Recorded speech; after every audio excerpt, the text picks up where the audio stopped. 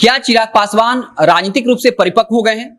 जिस तरीके से वो राजनीतिक स्टेप्स ले रहे हैं वो तो यही बताता है। आपको बता दें कि इस वक्त चिराग पासवान 12 सितंबर को अपने पिता रामविलास पासवान की बरसी पुण्यतिथि मनाने जा रहे हैं और इसी को लेकर देश के तमाम शीर्षस्थ नेताओं को न्योता भेजा जा रहा है, क्योंकि लोजपा का यह स्पष्ट कहना है कि रामविलास पासवान का रिश्ता, चाहे वो किसी भी सियासी दल के नेता हो, सबसे अच्छे रहे। इसलिए वो चाहते हैं कि इस मौके पर देश के अलग अलग सियासी पार्टियों के सभी नेता इसमें शामिल हो और इसके लिए बाकायदा राष्ट्रपति से लेकर उपराष्ट्रपति, प्रधानमंत्री, गृह मंत्री से लेकर बीजेपी के राष्ट्रीय अध्यक्ष जेपी नड्डा, बिहार के मुख्यमंत्री नीतीश कुमार, लालू प्रसाद यादव, तेजस्वी यादव को भी बाकायदा उन्हें आज मिलकर न्योता दिया है। तो ये बताता है कि चिराग पासवान अपने पिता के ढर्रे पर ही चल रहे हैं और वे अलग अलग पार्टी के शीर्षस्थ नेताओं से अच्छा रिश्ता रखना चाहते हैं और अपने सभी विकल्पों को खोलकर रखना चाहते हैं, क्योंकि जब से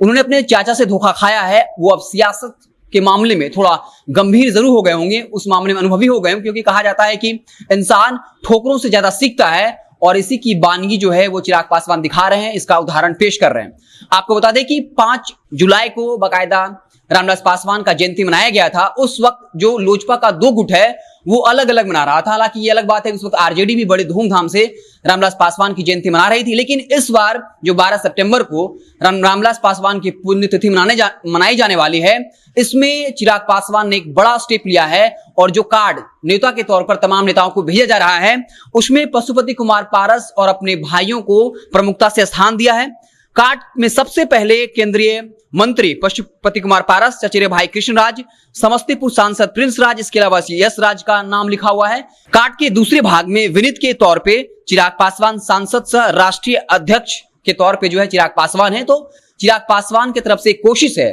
और ये लगातार वो कह रहे हैं कि तमाम जो सियासी पार्टी के नेता हैं, उनके चाचा भी हैं, वो आशा करते हैं कि वो तमाम लोग इस मौके पर आएंगे और रामविलास पासवान की आत्मा के लिए उन्हें श्रद्धांजलि अर्पित करेंगे। तो एक बड़ा दांव चल दिया है चिराग पासवान ने बड़े ही आसान तरीके से, और ये बताता है कि चिराग पासवान अब जो है मैच्योरिटी की तरफ बढ़ रहे हैं, क्योंकि लगातार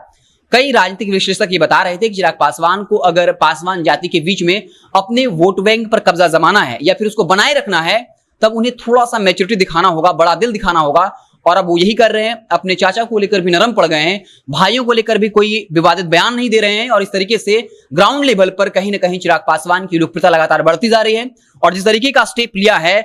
जब तमाम नेताओं को न्योता भेजा जा रहा है और कार्ड में पशुपति कुमार पारस को सबसे पहले जगह दी गई है, चचेरे भाइयों को जगह दी गई है और लगातार चिराग पासवान अपने पुराने संबंधों को भी कहीं ना कहीं मजबूत कर रहे हैं। आपको पता होगा कि जब पशुपति कुमार पारस ने धोखा दिया, उसके बाद वो खगड़िया के सहरबन्नी में अपने सौतेली मां से मिलने पहुंचे थे और फिर आपने वो दृश्य भी देखा होगा जहां दोनों गले लिपट कर रो रहे थे और उनकी मां ने कहा कि अब उनका सहारा चिराग ही है और चिराग बढ़िया करेगा, वो चुनाव में जीत दर्ज करेगा। इसके अलावा आपने देखा होगा कि जो उनकी सौतेली बहन थी, जिनके साथ रिश्ते काफी खराब रहे, उन बहनों ने उनकी आरती भी उतारी और कहा कि चिराग पासवान को वो अपना समर्थन देते हैं। साधु पासवान का नाम भी आप जानते होंगे, जो इस वक्त आरजेडी में SC/ST प्रकोष्ठ के प्रदेश अध्यक्ष हैं। एक वक्त उन्होंने चिराग पासवान के बारे में कहा था कि झोपड़ी में आग लग जाएगी, लेकिन पशुपति कुमार पारस के द्वारा धोखा खाने के बाद साधु पासवान ने स्पष्ट तौर पे कहा था कि वो अब चिराग पासवान के हनुमान हैं। पासवान जाति पर रामविलास पासवान का अधिकार रहा है और वो चिराग पासवान के पास रहेगा।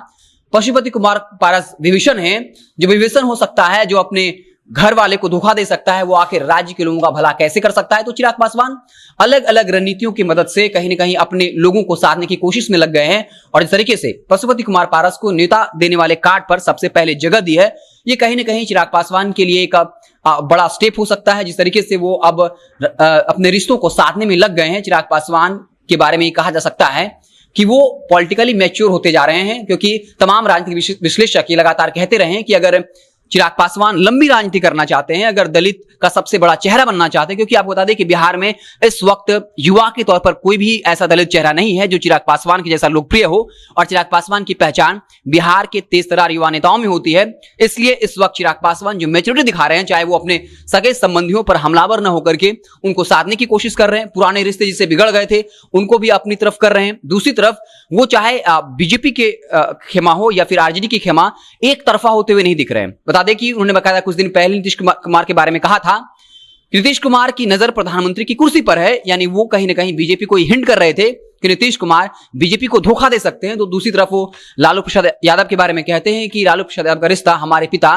रामविलास पासवान से काफी अच्छा था। यानी साफ है कि चिराग पासवान कहीं ना कहीं एक मंझे हुए राजनीतिज्ञ होने का जो की तरफ इशारा कर रहे हैं और हर पॉलिटिकल पार्टी से अपने रिश्ते अच्छे रख रहे हैं ताकि हर तरफ उनका विकल्प खुला रहे और वो एक तरफा नहीं हो रहे हैं। अब देखने वाली बात होगी कि आने वाले वक्त में चिराग पासवान का राजनीतिक भविष्य क्या होगा। लेकिन उससे बड़ी बात यह है कि 12 सितंबर को जब रामविलास पासवान की पुण्यतिथि मनाई जाएगी, उस वक्त जिन जिन लोगों को नेता भेजा गया है, क्या राष्ट्रपति मौजूद होंगे, क्या उस वक्त उपराष्ट्रपति आएंगे, प्रधानमंत्री मोदी, अमित शाह, एक तरफ नीतीश कुमार, लालू यादव, क्या इन तमाम देश के शीर्ष नेताओं का जुटान होगा। लोजपा